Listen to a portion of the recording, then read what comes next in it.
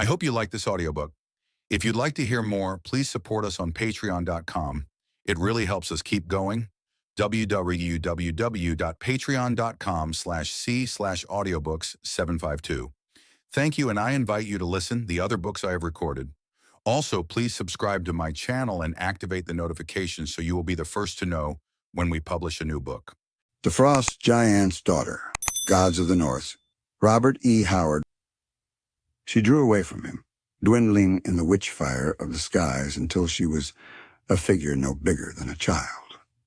The clangor of the swords had died away. The shouting of the slaughter was hushed.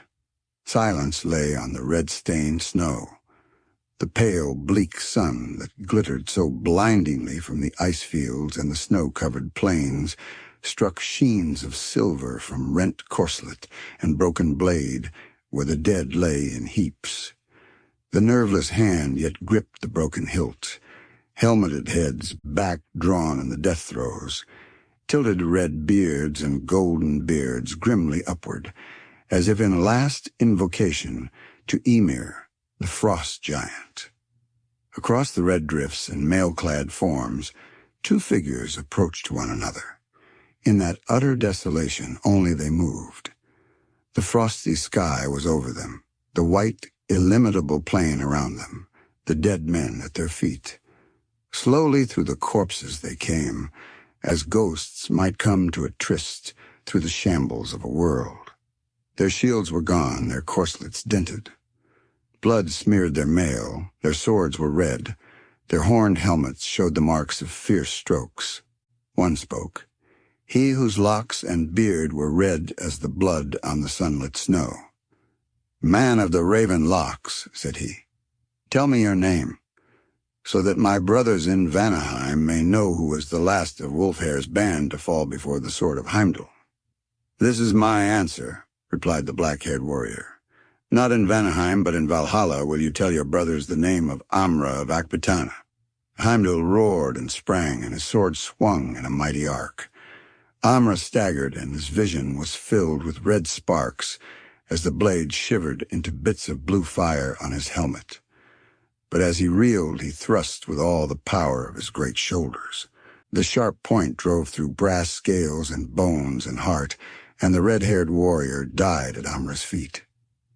Amra stood swaying, trailing his sword, a sudden sick weariness assailing him.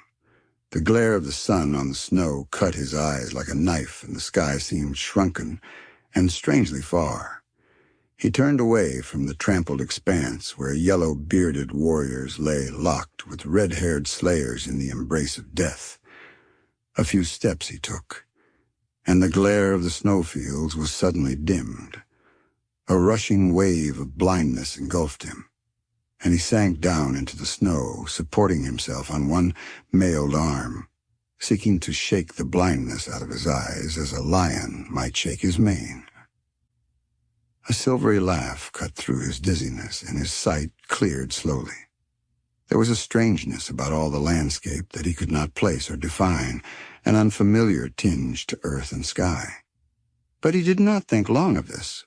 Before him, swaying like a sapling in the wind, stood a woman. Her body was like ivory, and save for a veil of gossamer, she was naked as the day. Her slender, bare feet were whiter than the snow they spurned. She laughed, and her laughter was sweeter than the rippling of silvery fountains, and poisonous with cruel mockery. "Who are you?" demanded the warrior. "What matter?" Her voice was more musical than a silver-stringed harp, but it was edged with cruelty. "Call up your men," he growled, grasping his sword. "Though my strength fail me, yet they shall not take me alive. I see that you are of the Vanir." "Have I said so?" He looked again at her unruly locks, which he had thought to be red. Now he saw that they were neither red nor yellow, but a glorious compound of both colors. He gazed spellbound. Her hair was like elfin gold, striking which the sun dazzled him. Her eyes were neither wholly blue nor wholly gray, but of shifting colors and dancing lights and clouds of colors he could not recognize. Her full red lips smiled, and from her slim feet to the blinding crown of her billowy hair, her ivory body was as perfect as the dream of a god. Amra's pulse hammered in his temples. "I cannot tell," said he, "whether you are of Vanaheim and mine enemy, or of Asgard and my friend. Far have I wandered, from Zingara to the Sea of Vilayet, in Stygia and Kush, and the country of the Hyrcanians, but a woman like you I have never seen. Your locks blind me with their brightness. Not even among the fairest daughters of the Aesir have I seen such hair, by Ymir." "Who are you to swear by Ymir?" she mocked. "What know you of the gods of ice and snow, you who have come up from the south to adventure among strangers?" "By the dark gods of my own race," he cried in anger. "Have I been backward in the sword-play, stranger, or no? This day I have seen 80 warriors fall, and I alone survived the field where Molferi's reavers met the men of Bragi. Tell me, woman, have you caught the flash of mail across the snow plains, or seen armed men moving upon the ice?" "I have seen the hoarfrost glittering in the sun," she answered. "I have heard the wind whispering across the everlasting snows." He shook his head. "Njord should have come up with us before the battle joined. I fear he and his warriors have been ambushed. Wolfhair lies dead with all his weapon men. I had thought there was no village within many leagues of this spot, for the war carried us far. But you can have come no great distance over these snows, naked as you are. Lead me to your tribe, if you are of Asgard, for I am faint with the weariness of strife." "My dwelling place is further than you can walk, Amra of Akbitana," she laughed. Spreading wide her arms, she swayed before him, her golden head lolling wantonly, her scintillant eyes shadowed beneath long silken lashes. "Am I not beautiful, man?" "Like dawn running naked on the snows," he muttered, his eyes burning like those of a wolf. "Then why do you not rise and follow me? Who is the strong warrior who falls down before me?" she chanted in maddening mockery. "Lie down and die in the snow with the other fools. Amra of the black hair, you cannot follow where I would lead." With an oath the man heaved himself upon his feet, his blue eyes blazing, his dark, scarred face convulsed. Rage shook his soul, but desire for the taunting figure before him hammered at his temples and drove his wild blood riotously through his veins. Passion fierce as physical agony flooded his whole being so that earth and sky swam red to his dizzy gaze, and weariness and faintness were swept from him in madness. He spoke no word as he drove at her fingers hooked like talons. With a shriek of laughter she leaped back and ran, laughing at him over her white shoulder. With a low growl, Amra followed. He had forgotten the fight, forgotten the mailed warriors who lay in their blood, forgotten Njord's belated reavers. He had thought only for the slender white shape which seemed to float rather than run before him. Out across the white blinding plain she led him. The trampled red field fell out of sight behind him, but still Amra kept on with the silent tenacity of his race. His mailed feet broke through the frozen crust. He sank deep in the drifts and forged through them by sheer strength. But the girl danced across the snow as light as a feather floating across a pool. Her naked feet scarcely left their imprint on the hoarfrost. In spite of the fire in his veins, the cold bit through the warrior's mail and furs. But the girl in her gossamer veil ran as lightly and as gaily as if she danced through the palms and rose gardens of Poitin. Black curses drooled through the warrior's parched lips. The great veins swelled and throbbed in his temples, and his teeth gnashed spasmodically. "You cannot escape me," he roared. "Lead me into a trap, and I'll pile the heads of your kinsmen at your feet. Hide from me, and I'll tear apart the mountains to find you. I'll follow you to hell and beyond hell." Her maddening laughter floated back to him, and foam flew from the warrior's lips. Further and further into the wastes she led him, till he saw the wide plains give way to low hills, marching upward in broken ranges. Far to the north he caught a glimpse of towering mountains, blue with the distance, or white with the eternal snows. Above these mountains shone the flaring rays of the borealis. They spread fan-wise into the sky, frosty blades of cold, flaming light, changing in color, growing and brightening. Above him, the skies glowed and crackled with strange lights and gleams. The snow shone weirdly, now frosty blue, now icy crimson, now cold silver. Through a shimmering, icy realm of enchantment, Ymir plunged doggedly onward, in a crystalline maze where the only reality was the white body dancing across the glittering snow beyond his reach, ever beyond his reach. Yet he did not wonder at the necromantic strangeness of it all, not even when two gigantic figures rose up to bar his way. The scales of their mail were white with hoarfrost. Their helmets and their axes were sheathed in ice. Snow sprinkled their locks. In their beards were spikes of icicles. Their eyes were cold as the lights that streamed above them. "Brother," cried the girl, dancing between them, "look who follows. I have brought you a man for the feasting. Take his heart, that we may lay it smoking on our father's board." The giants answered with roars like the grinding of icebergs on a frozen shore, and heaved up their shining axes as the maddened Akbitanan hurled himself upon them. A frosty blade flashed before his eyes, blinding him with its brightness, and he gave back a terrible stroke that sheared through his foe's thigh. With a groan the victim fell, and at the instant Ymir was dashed into the snow, his left shoulder numb from the blow of the survivor, from which the warrior's mail had barely saved his life. Ymir saw the remaining giant looming above him like a colossus carved of ice, etched against the glowing sky. The axe fell to sink through the snow and deep into the frozen earth as Ymir hurled himself aside and leaped to his feet.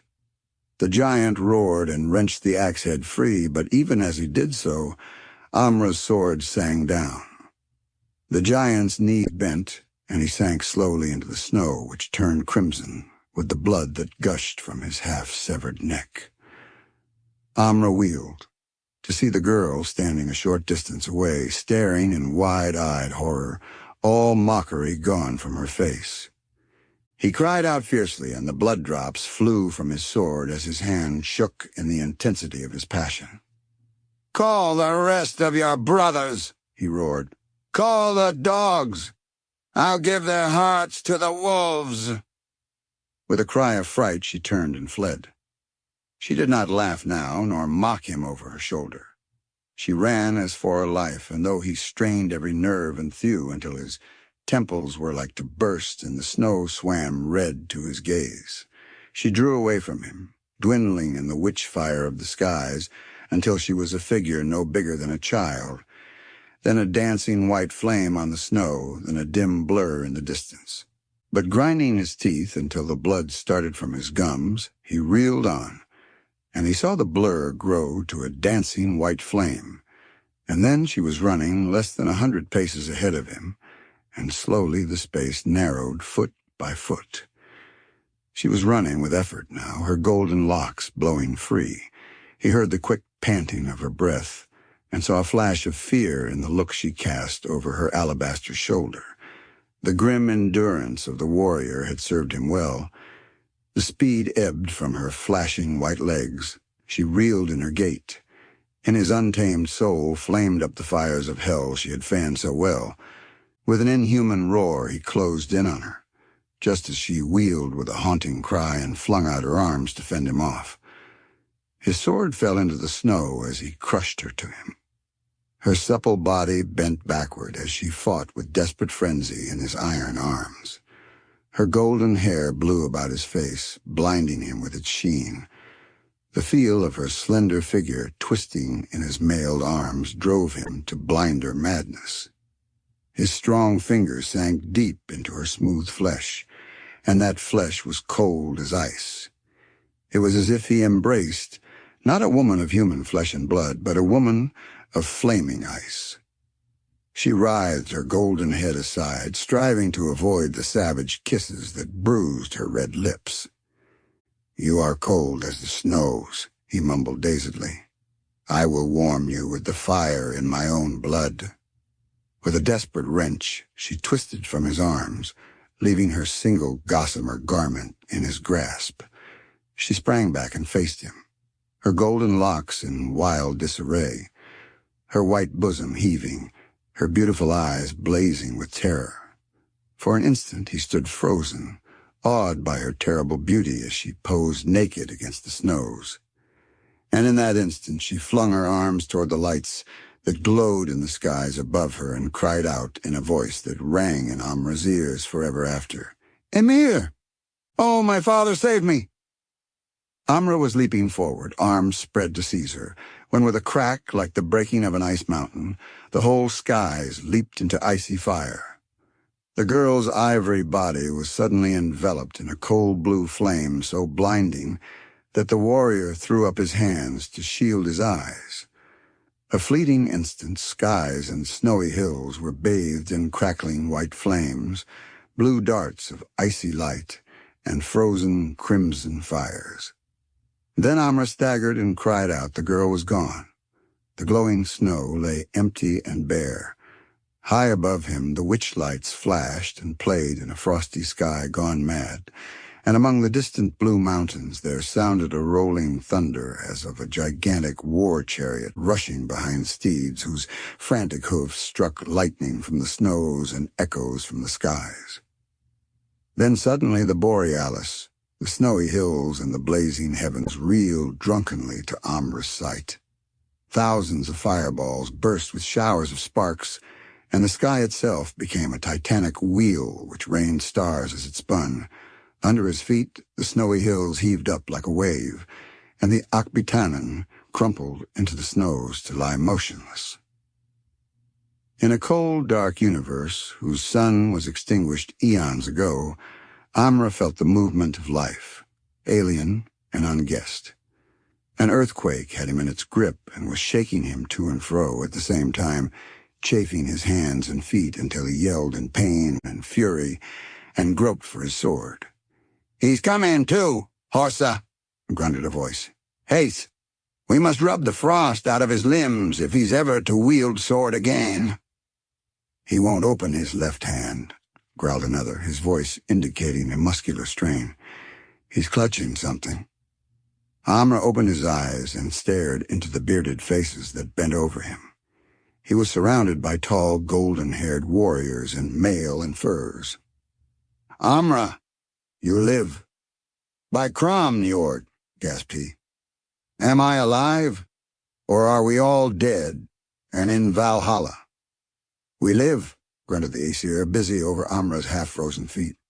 "We had to fight our way through an ambush, else we had come up with you before the battle was joined. The corpses were scarce cold when we came upon the field. We did not find you among the dead, so we followed your spoor. In Ymir's name, Amra, why did you wander off into the wastes of the north? We have followed your tracks in the snow for hours. Had a blizzard come up and hidden them, we had never found you by Ymir." "Swear not so often by Ymir," muttered a warrior, glancing at the distant mountains. "This is his land, and the god bides among yonder mountains, the legends say." "I followed a woman," Amra answered hazily.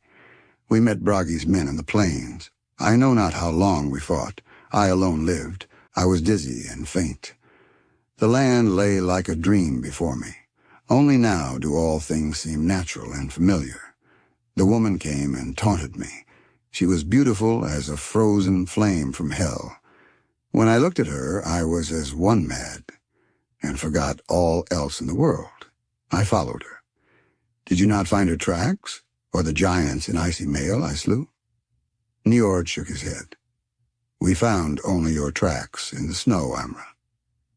"Then it may be I was mad," said Amra dazedly. "Yet you yourself are no more real to me than was the golden-haired witch who fled naked across the snows before me. Yet from my very hand she vanished in icy flame. "He is delirious," whispered a warrior. "Not so," cried an older man, whose eyes were wild and weird. It was Atali, the daughter of Ymir, the frost giant. To fields of the dead she comes, and shows herself to the dying. Myself, when a boy, I saw her, when I lay half slain on the bloody field of Wolraven. I saw her walk among the dead in the snows, her naked body gleaming like ivory and her golden hair like a blinding flame in the moonlight. I lay and howled like a dying dog because I could not crawl after her. She lures men from stricken fields into the wastelands to be slain by her brothers, the ice giants, who lay men's red hearts smoking on Ymir's board. Amra has seen Atali, the frost giant's daughter. "Bah!" grunted Horsa. "Old Gorm's mind was turned in his youth by a sword cut on the head. Amra was delirious with the fury of battle. Look how his helmet is dinted. Any of those blows might have addled his brain. It was an hallucination he followed into the wastes. He is from the south. What does he know of Atali?" "You speak truth, perhaps," muttered Amra. "It was all strange and weird, by Crom." He broke off, glaring at the object that still dangled from his clenched left fist. The others gaped silently at the veil he held up, a wisp of gossamer that was never spun by human distaff. I hope you like this audiobook. If you'd like to hear more, please support us on patreon.com. It really helps us keep going. www.patreon.com/c/audiobooks752. Thank you, and I invite you to listen the other books I have recorded. Also, please subscribe to my channel and activate the notifications so you will be the first to know when we publish a new book.